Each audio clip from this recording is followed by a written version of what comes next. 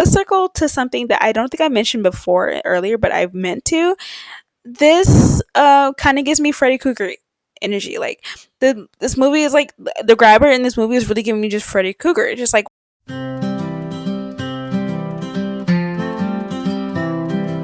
welcome back to the channel where we talk movies, we break down chaos, and we scream out plot twists that absolutely no one warned us about. If you're new here, I give you the rundown on everything I watched, the wild, the emotional, the why did I waste my time on this, and the oh my god, you absolutely have to watch this type stuff. So there's no spoilers, without context, there's no fake hype, just like my real reactions, bad decisions, and probably like a little bit of overthinking sprinkled in there. So let's just get into it. Okay, let's talk about the Black Phone too.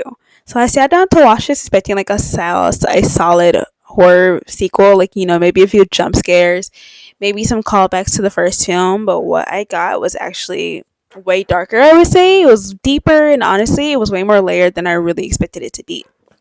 This movie takes everything the first one set up, the trauma, the ghost phone, the eerie tension, and it just kind of says, yeah, so now we're going to expand this whole thing into something that's much bigger than what you thought it was. And it's not just about Finney anymore. It's about the legacy of what happened, how it lingers, and how it kind of festers, and how it just really never lets go.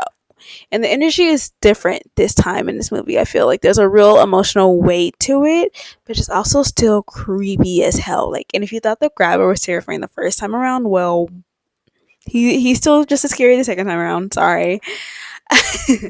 So set in 1987, the Black Phone 2 picks up years after the events of the first film. Like, Finney is no longer a child. Finney is now a teenager, and he is still haunted by the traumatic events of his childhood, of course. And the Black Phone for him just hasn't stopped ringing. So as he tries to move on from the strange visions, the ghostly calls, and the haunting dreams, all of that starts to pull him back in, and it starts to pull in his sister Gwen as well. So when a snowstorm traps him at like a remote alpine camp, it becomes clear that the spirit of the grabber has like absolutely returned. So as the past collides with the present, Finney and Gwen like must confront the terrifying truths about their family, their memories, and the evil that just kind of refuses to stay buried, of course. So let's start where the movie does, with Finney.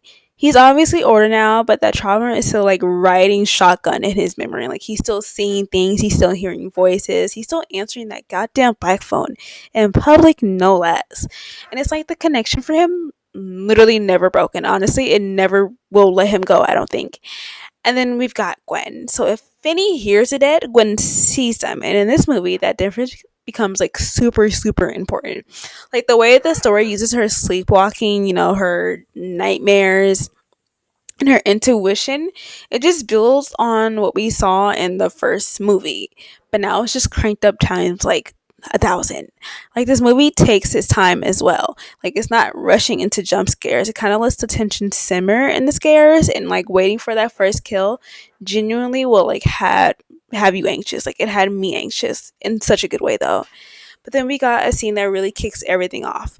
So Gwen, in one of her dreams, picks up the Black Phone, and she ends up talking to this girl that we saw in the opening scene of the movie. Already, this is a cool connection, right? Because usually they kind of ignore the opening scene in the movie. But it gets better from there, because that girl is from the 1950s while Gwen is living in 1987. And obviously, it's something supernatural going on there. But just when you think it's just some creepy ghost lore, they drop the twist that the girl is Gwen and Finney's mom. Yeah, that was so unexpected. Like, that one really hit me out of nowhere. I didn't expect the story to go there at all. So that twist reframes the whole movie, especially if you were like me and just kind of forgot whether the mom was either even alive or dead. Turns out she is very dead. My mistake. And we're only beginning to find out what actually even happened to her. And speaking of bad ideas, let's just talk about Gwen dragging this crew to this like remote alpine camp. Like, it's really giving the classic horror setup, I have to say. Like, the snowstorm rolls in, no one else is around, and the few people who are there, let's just say they don't really stand a chance against the grabber. So it's Gwen, Fanny, Ernie, and like a couple staffers just like sitting there waiting for all hell to break loose, basically. And the setting is in Colorado in the winter. It looks miserable. Like, it's beautiful, but not like worth dying over. But visually, the movie does something I really, really appreciate it. Like, you can clearly tell when someone's dreaming or when something supernatural is going on. Like, it's subtle, but it's still effective. Like, the filmmakers wanted us to stay grounded, even while everything supernatural and unhinged like is like going on in the background. And that brings me to the grabber. Like, you already know he's back. Obviously, not in the flesh, but as a full blown spirit. And he's really strong as a spirit. Like, we start to understand that this camp wasn't just like a random location for him that he just picked. It's like, it's where his whole killing spree started. So, of course, he's there. Of course, his spirit returned there once he died. But even worse, Finney and Gwen's mom used to work at this camp too. So, this whole mess is somehow tied to their family in more ways than one. And it's such a shocker. But by this point, I also had to remind myself that Vinny is not Vinny. Like, I've been calling him Vinny in my head this whole time. But that aside, we're back on track. Let's talk about Ernie and Gwen real quick. I like them together. It's very PG horror movie couple energy, and it gives the movie like a little bit of softness between all the darkness that was going on in there. But of course, that doesn't last long. You don't get very much of Gwen and Ernie. But when Finney picks up the black phone again and he hears kids on the other end saying that they're not supposed to be here, that line literally made my ears perk up. Like, I was like, oh, like, it gives me Conjuring vibes, where the demon uses other ghosts as bait. That's exactly what I feel like was happening there. Like, these kids are being manipulated, they're used, and it's just about to get ugly from there. Which brings us to one of the most frustrating but like effective scenes. So, like, Gwen is attacked in her sleep. First, second time of many, I feel like she's literally being dragged towards a fire and everyone's just watching, like standing and watching, not just frozen in fear but literally just like frozen, and no one helps until the last goddamn second. Like, I get why it's written that way, but man, I'd be gone after that. Like, road closed or not, I'm not staying there. And then the reveal that the grabber worked at this camp back in the day wasn't surprising, but it was still like a good chilling like tie into the location, the characters in the past. Like, it was a good chilling tie. But then the camp owner tries to get like slick and talk shit to the grabber spirit, like that's going to like work for him anyway. Spoiler, of course it doesn't. It's actually one of the tensest scenes in the movie for me. Like, you already know it's going to end bad, but the way it's filmed, it just kind of makes you hold your breath anyway, in a good way. But let's circle to something that I don't think I mentioned before earlier, but I meant to. This kind of gives me Freddy Krueger energy. Like, this movie is like, the grabber in this movie is really giving me just Freddy Krueger, just like without the one-liners or the fedora. And when like the story finally reveals like what happened to Gwen and Finney's mom, that's when something really clicks for me. Like, she didn't die by suicide. She found out what the grabber was doing. She tried to stop him, so he killed her too. That's some like heavy stuff and explains so much about how haunted these siblings are, like, which is pretty screwed up for them.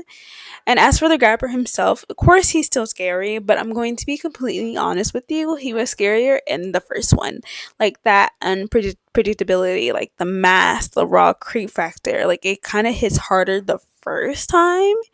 Like, here he's more of a force than a person, and it works for the story. It just feels a little different. And then the camp owner almost dies, which was a surprise to no one because you've talked to him crazy. And we're left like screaming at Gwen to finally wake up and do something. Like, she hears everything, she sees everything, but she's literally like stuck. And when she finally steps into action, it's kind of satisfying. But I did want her to fight back sooner than that. Like, it took too long. But still, the third act does deliver. These are the real scares. I feel like this great pacing, and the movie doesn't leave behind any obvious plot holes. I feel it connects all the dots, and that's honestly rare in horror sequels, I would have to say. But I especially loved when the grabbers, like previous victims, return to help fight back. Like, that kind of moment always hits for me, like giving the power back to the victims or the kids who he hurt. I love it. And then watching Finney fight looks like nothing to everyone else was like visually hilarious, but it was also really powerful, I feel. And in the end, of course, they take the grabber down again, and this time it kind of feels final. Like, I don't think they can make a third black phone from this, But the last scene was what really gets me. Like, Gwen gets to speak to her mom's spirit.